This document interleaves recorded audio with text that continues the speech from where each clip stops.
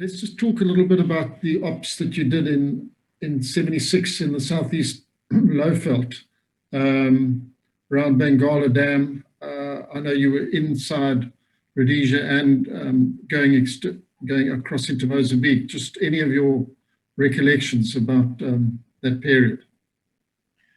Hannes, yes, I remember that well, because on the 22nd of December 1976, that's where Boet Nel and Steve, what was his name, Seward was killed, and Torty King got shot just above the eyes. So I was there. That was the 22nd. And then the next day, we deployed from Buffalo Range. And we are told that Grey Scouts had a big sighting of Turs in the Gonorrhoeazoa game reserve. And so we deployed by chopper. I was under Graham Wilson's command. He did a splendid job there. I remember that. I was next to him as we were advancing this long extended line. The terrorists couldn't really put up a fight effectively because the vegetation was pretty sparse, and they just couldn't match our shooting qualities. I remember we didn't miss Hannes. We were all marksmen, 2-inch groupings, and so they tended to fire on semi-automatic, and sort of the muzzle would go up of the rifle and go over our heads, generally speaking. But they couldn't get away. It was a bit of a slaughter there because we killed 40 as we were sweeping through. And so what they tried to do there, Hannes, interestingly, they tried to hide in hollow tree trunks, a lot of them, because a lot of the wood there, the trees had fallen over from the drought and hollow inside, and they're hiding there. And there were these low bushes, and they'd hide in these bushes. But we found them all, and we actually shot a lot of them straight through the tree trunks, because an FM, could go through a tree. Just an observation. I'll remember that up because I shot one of the main commanders there. He was the chief medic, and he was running to my front, across my front, and I shot him, and I opened his medic's pack, and in the medic's pack was a brand new Tokarev, still in grease. And so I earned that Tokarev, and I had that for many, many years. I gave it to my dad. But they didn't stand a chance there, Hannes. They didn't have enough time to get away, you know what I mean? So they were literally just gunned down. Yeah, there were 40. We had 40 casualties. We killed 40 terrorists there. Andre, it was a busy time for you, end of 76, because it wasn't long after that there was a horrific massacre in the Hondi Valley, where I think over 30 workers on the tea estates were massacred by a Zanla gang. There was then a reaction called for, and you were involved in that reaction, which was the attack on the small garrison at Mavondi across the border in Mozambique. Just talk us through that particular op. Okay, Hannes, I remember that op in particular. I also remember that massacre. They killed like 30 farm workers there. Remember, at those tea estates? Mm-hmm. And so we were sort of responding to that by way of retaliation. But that was on the 28th of December, 1976. I remember we flew in. It was a very low jump. We jumped very low, below 500 feet. It was like a vertical envelopment. Once again, I was under the command of Graham Wilson. And Mavondi was just like a little, a little Portuguese town right there on the border inside of Mozambique. But why I remember that operation in particular was, Hannes, that's where I, for the first time, became a lance corporal. And so that was like a special status to me and a big deal, you see. But yes, it was Lance Corporal Skerpers. And of course, I had my own stick, and I was alongside Graham Wilson doing all the clearing. But with regards to the actual fighting itself, Hannes, if I remember right, I could be wrong, but I think that this is correct. We killed 44 CTs there, 44. Most of the TERS got away because of the buildings that we had to clear. It was quite a slow, tedious process. We had to go down the street, building by building, And so they managed to escape our clutches. But I also remember, speaking for myself, on the sides were very thick bush. And there's quite a bit of collateral damage done there because we had seen movement in the bush. And we just assumed those were the terrorists who were hiding. But often it was civilians hiding in the bush, and some of them got killed as well. So that was, not a good thing. But we couldn't help that because we weren't prepared to go into the bush ourselves. Because if there were terrorists, they would have shot us on entry. So that's what happened there. But overall, it was, quite a good operation. Yes, we managed to kill 44 terrorists there, yes. Andre, just changing the subject slightly, I just want you to talk a little bit about your time on those long-range reconnaissance operations, finding the target at night, flying in the Dakotas with the old, these wonderful reserve pilots, one of whom was Professor Christie, who was actually the dean in the Faculty of Law at the University of Rhodesia. He was an extremely bright guy. And it's just quite incredible, that this guys like that were rustled out of their beds at night and told to fly these long-range missions at night into Mozambique. And I know that the biggest challenge was always finding your target. And I just want you to talk us through how you did this and how you interacted with the pilots to get to the right spots. Okay, Hannes. Okay, I'm with you. Look, Hannes, I was quite involved in map reading, navigation, pathfinding. I had to be to basically look for the camps. But concerning these jumps, they were called halo, high altitude, low opening. I did a couple. We would jump from 20,000 feet, Hannes. Now that's pretty high, Hannes, because you could see a slight curvature of the earth. That's how high we were jumping. We all used oxygen at that altitude.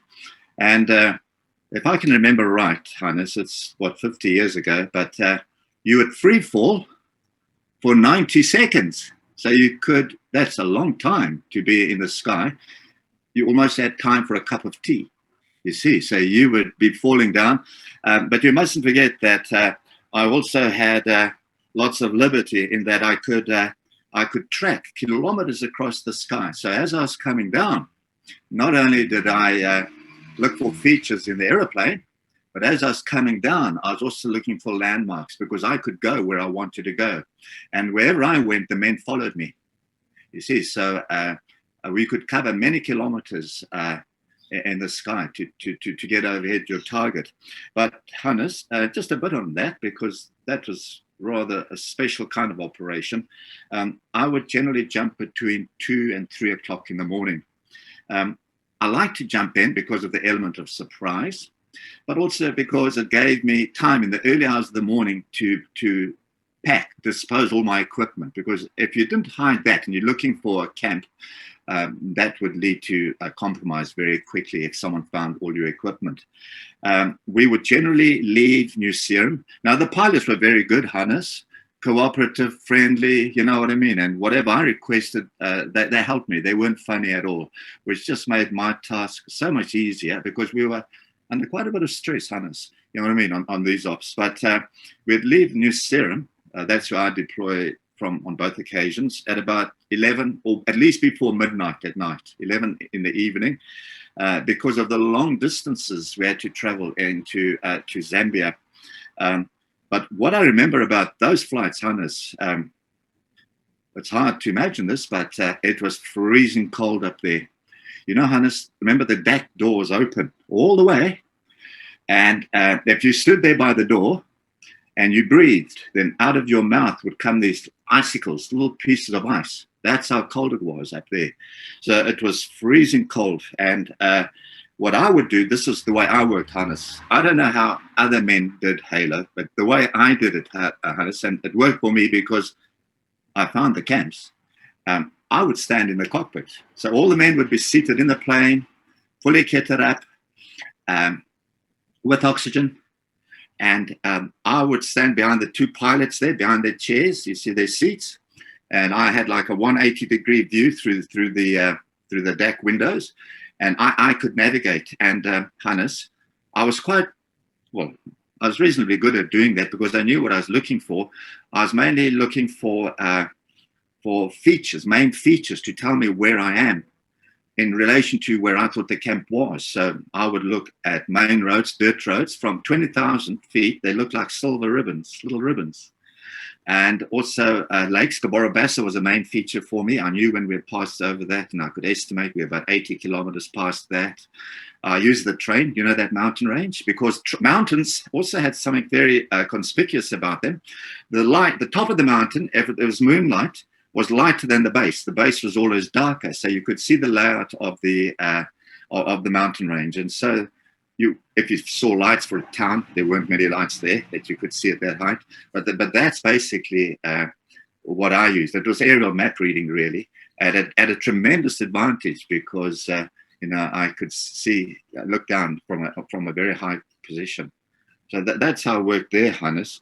But in the cockpit, minimal really conversation. The pilot's always very good to me. I explained to them, once again, this is how I did it. When I felt we were coming towards the area where I wanted to jump, because back at headquarters, I was sort of given a 50 square kilometer area where we presumed, the enemy would be. It's quite a big area to find the camp in. But I tell the pilot that, look, he must just keep on flying straight. He mustn't deviate. It must be normal, nothing unusual. It's like pretend he's just an airplane flying over somewhere, you see. I'd run back, stand in the door. The big box was there because we had a box. I'd tell them in quickly to get ready. And I'd kick the box out.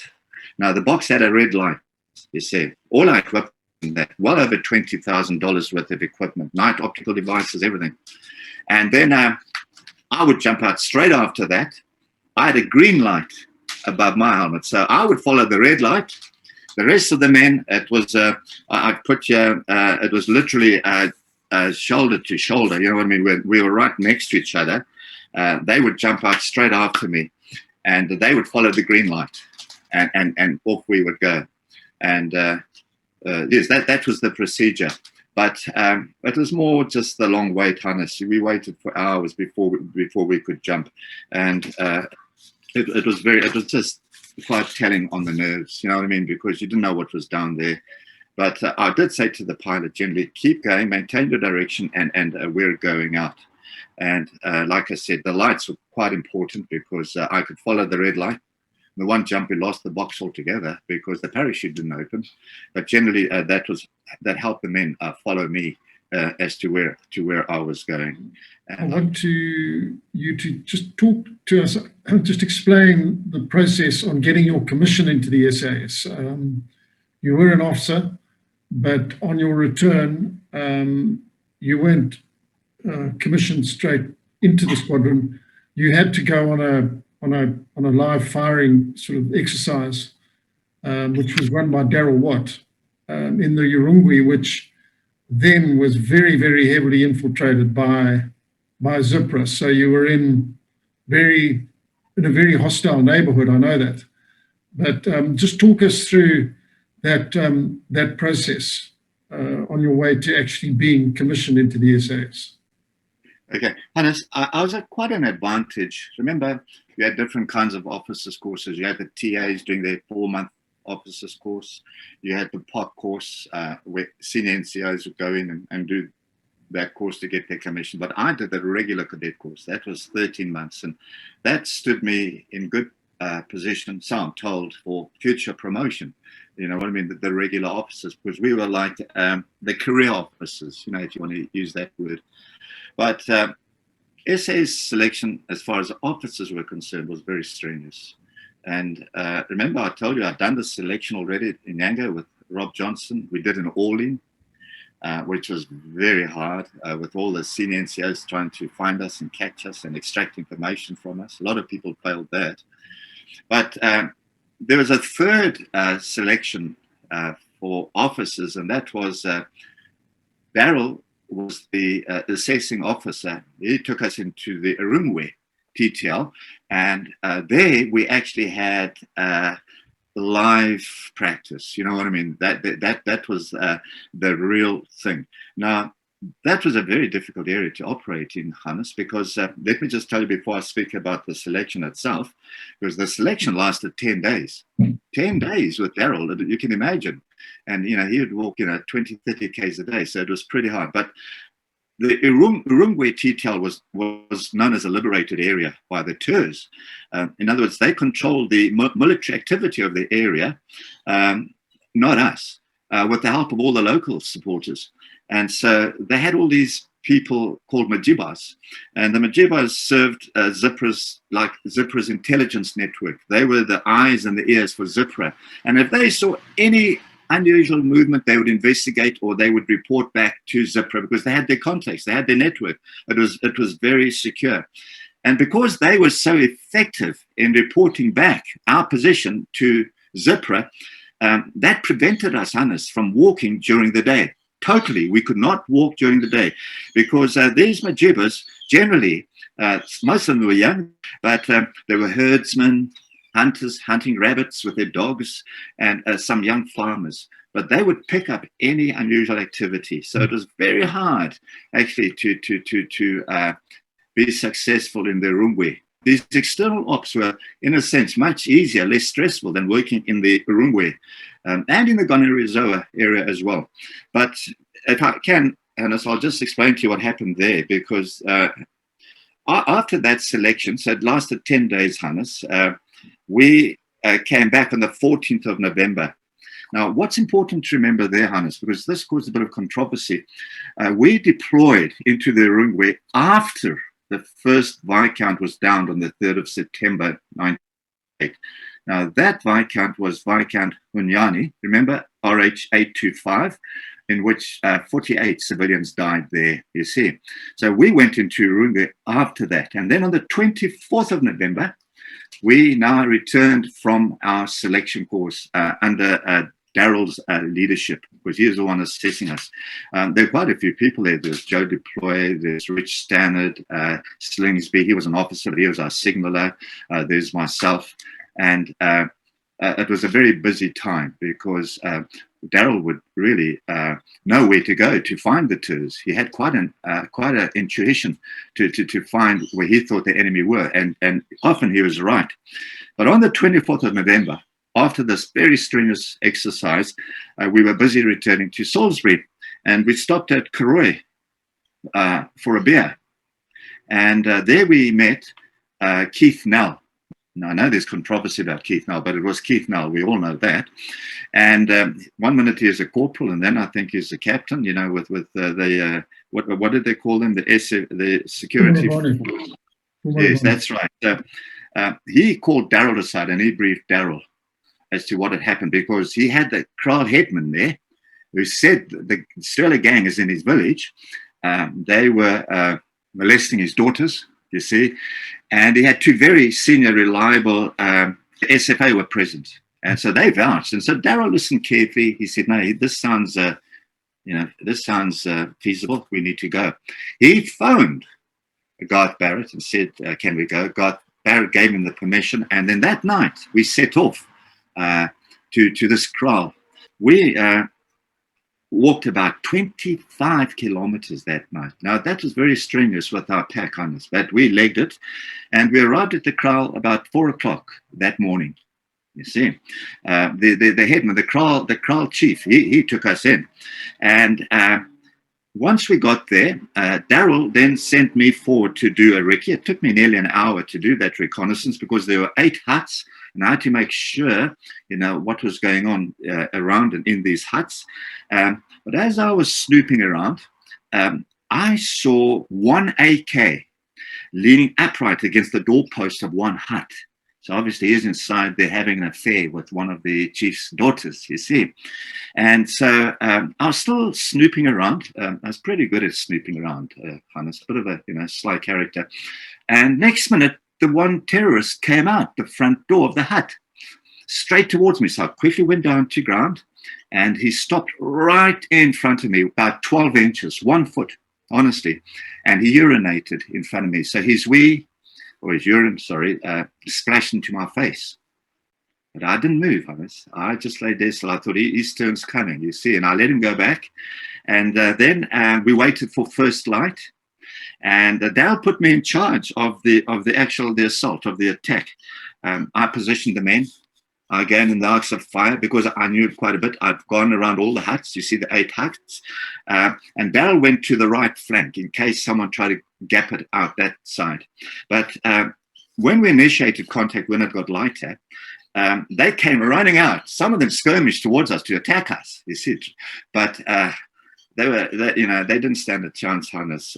Some of them were trying to dodge us, and we killed them all. And there were no survivors there.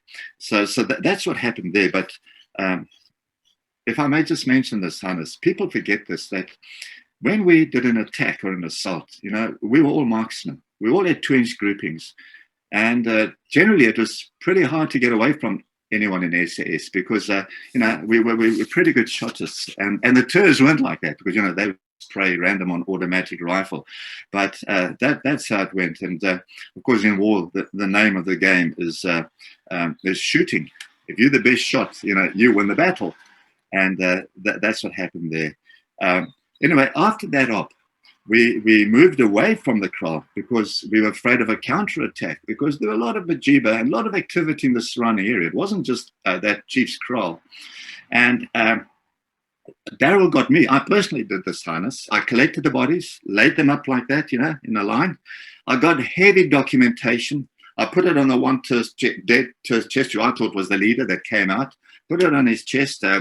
We got back to base. Where was it, Karoi? The helicopters came in first and took the dead TERs and the documentation to SP for forensics. So as far as we're concerned, there's nothing more we could do, you see. Now, that happened very quickly.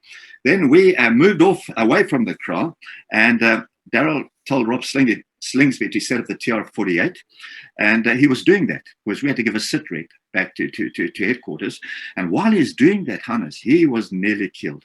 He actually should have been killed because what happened on a copy close by, a TER from behind a rock with an RPK gave him a real snot squirt. You know what I mean? Very accurate, and these bullets went all around his head, and he took cover. But the TER was in that copy. So Darrell said to me, "Andre, flush that guy out." So we started shooting in the area. And this was quite humorous. Well, I don't know. For me, it was quite funny. This TER with his RPK jumped up like Jack in the Box. He jumped up out of from behind the rock. And honestly, Hannes, he was still in the air, a few feet in the air. And Darrell shot him right through the chest. That's incredible shooting. You know what I mean? That's spontaneous shooting. I mean, you're a hunter, you know all these things, but that's how Darrell could shoot. You see what I mean? So that put an end to that machine gunner. But after the contact, Hannes, this was just a point of interest. I'm not trying to be controversial. This is what happened, the facts. We collected the bodies. I did that with the documentation. They were all chopped out. So there was communication. Then we radioed SAS headquarters. We gave a sitrep. That's why Rob Sling put up the TR-48. And, of course, the helicopters came back and they picked us up. And we went on to do other ops. That was the nature. We'd just go in, kill the enemy, and move on. It was continuous, Hannes, op after op after op. And this op was a very small op as far as we were concerned. We just went in, did our job. The name of the game is shooting, and then off we went. You see, so it was a relatively very small, insignificant op. But it was significant in the sense that if those members were part of the Strela game, because we didn't find their pipe, we didn't have time, Darrell, to look around there, then I think more should have been made about that because still to this day, SAS, and I don't know how this came about, they deny that transmission. They deny that they got a communication from us on these two ops in spite of the helicopters. And SP did get the intelligence about this drill. They did get the paperwork, but something went wrong there, which I can't explain. And I know people are sensitive about it, and it's quite controversial. But Keith Nel was the man. We did take them out, and there was good, ample communication, Hannes, but nothing came of that. So that's what happened there in the Rungwe. And that was a well-orchestrated operation, not because I led the assault, but because it was managed by Daryl. And he's giving us young officers chance to prove ourselves in battle situation. I appreciated that very much. Yeah, Andre, still a lot of unanswered questions around the Viscounts and that particular contact, and I certainly don't have the answers. I'd very much like to know what they are, but at this point in time, still very much of a mystery. But Andre, let's just go on again. I want you to tell us about Opchickery, one that you did with, I think, with Garth Barrett near Lusaka, middle of 1979, I think it was. Yeah, so I remember this op too, Hannes, because I didn't do many ops with Garth Barrett. Garth Barrett was the CEO of SAS. He's a very small man, quite frail in his build, but he's a very brave man. I'll give him that credit. And when we arrived at the arms depot, what I liked about Garth, because I was next to him as we were assaulting going in, his determination to get into those tents to see what munitions were there so that we could blow them up. So I liked that determination. He was determined to go. So I really respect him for that. But yes, it was the 1st of July, 1979, Hannes. Opchickery was the name. And it was on a Sunday, Hannes. So the idea was, the Tiz would be sleeping in, having a rest day, because they must have partied Saturday night. But anyway, I suppose that's just pure speculation. But we did fly in, and we were told in our briefing that this would be a quick op, 3 to 4 hours. We're going in, doing our job, and we're moving straight out. Now, this arms cache was 15 kilometers west of Lusaka, and I just want to mention this as I share with you, Hannes. What fascinated me about that op was, as we're flying in, I was flying in a bell.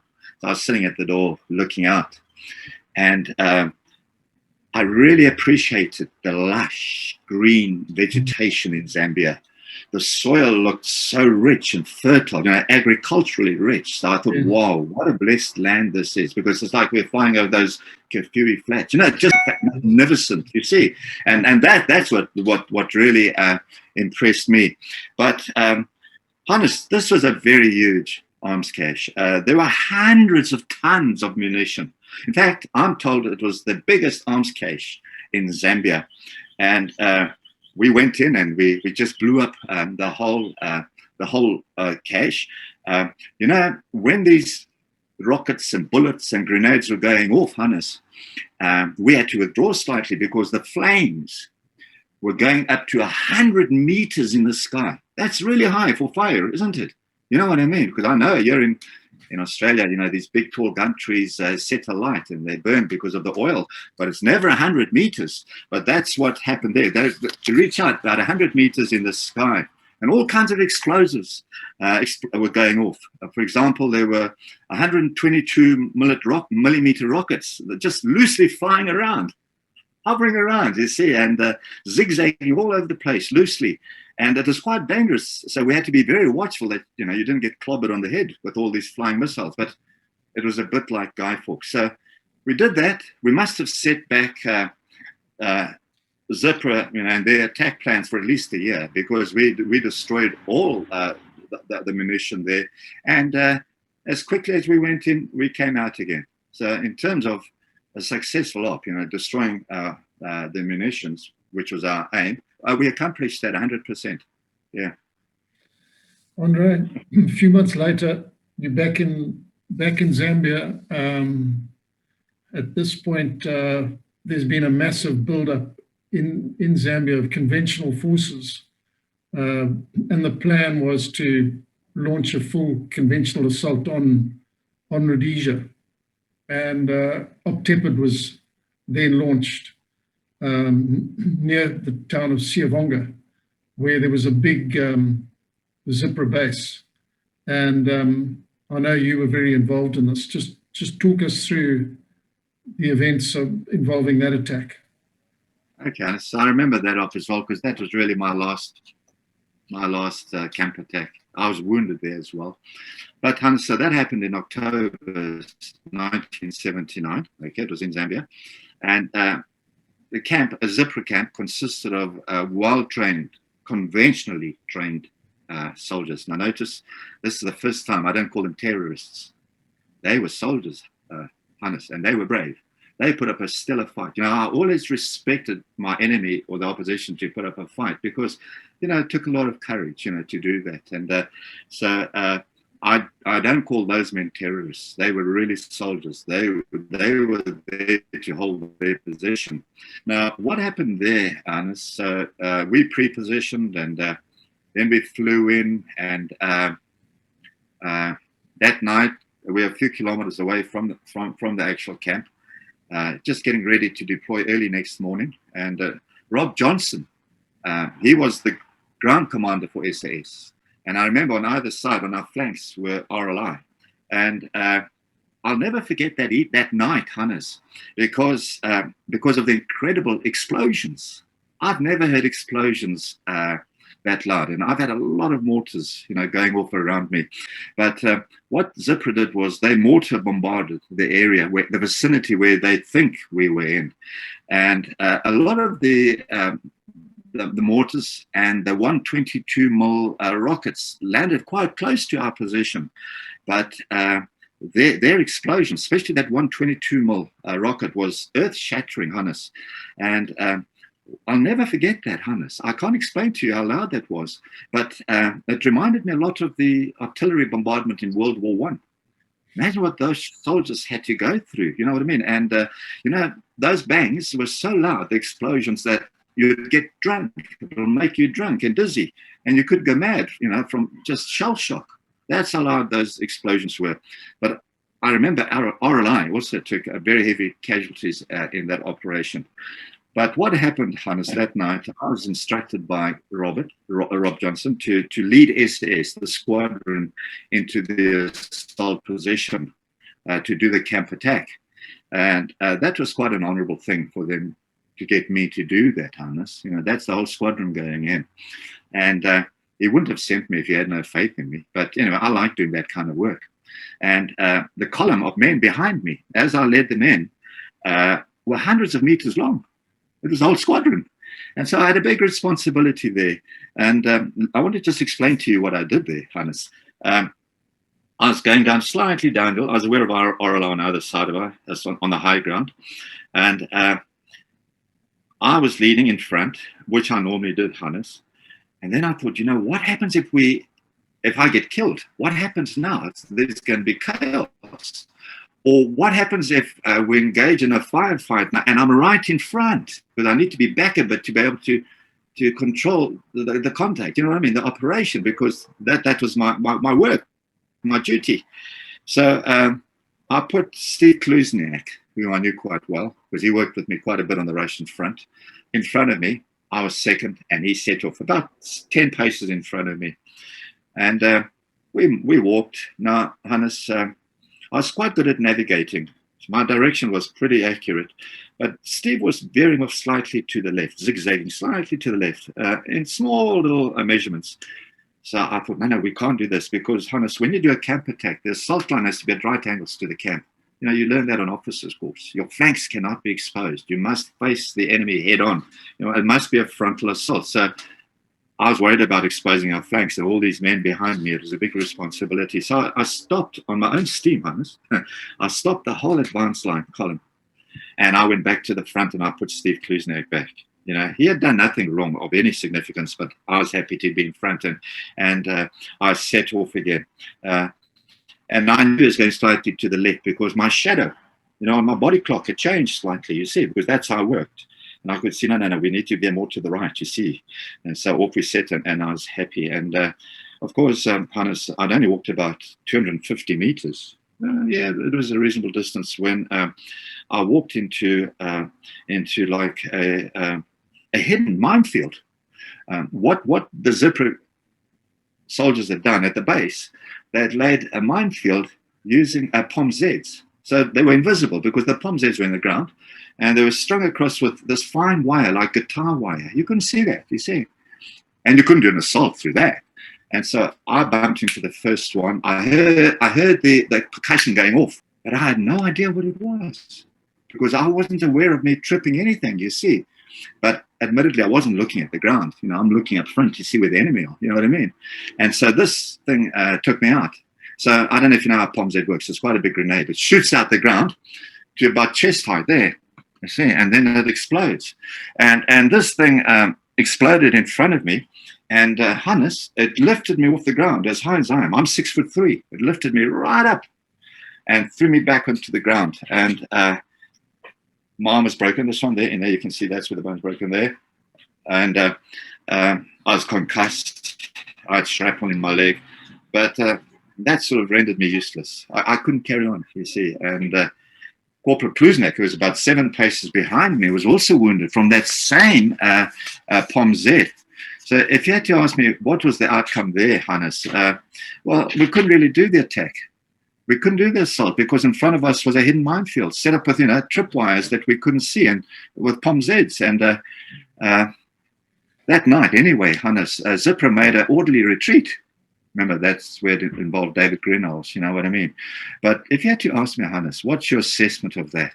Because I like to assess the ops afterwards because, I always try to improve my skill, military skill. But, Hannes, if I had to do that reconnaissance, I wouldn't have given the go-ahead. I wouldn't have attacked that camp that way. Why, as a guerrilla force, would we attack a conventionally trained camp? I would rather just send in the Canberras wave after wave with 1,000-pound bombs and just take it out like that. You see what I mean? And then we'd go in and afterwards and clean up the debris. But we went in and, Hannes, we didn't even know about that minefield. So our reconnaissance wasn't that good. We didn't even know about the exit route at the back because we didn't cover that, Hannes. Remember, because that's where they went out that night. So for me, I think we could have done better there. But I wouldn't have taken on that tepid camp in that way with a frontal assault. RLI lost a lot of men. I would have just rather bombed the hell out of it. And they would have withdrawn anyway, and we wouldn't have sustained any casualties there. But that's just how it went there, Hannes. All I can say is I think you can hold your head up high as one of the great fighting soldiers of the Rhodesian War. Thank you, Hannes. Thank you, Andre. Okay, Hannes. You have a good day, okay?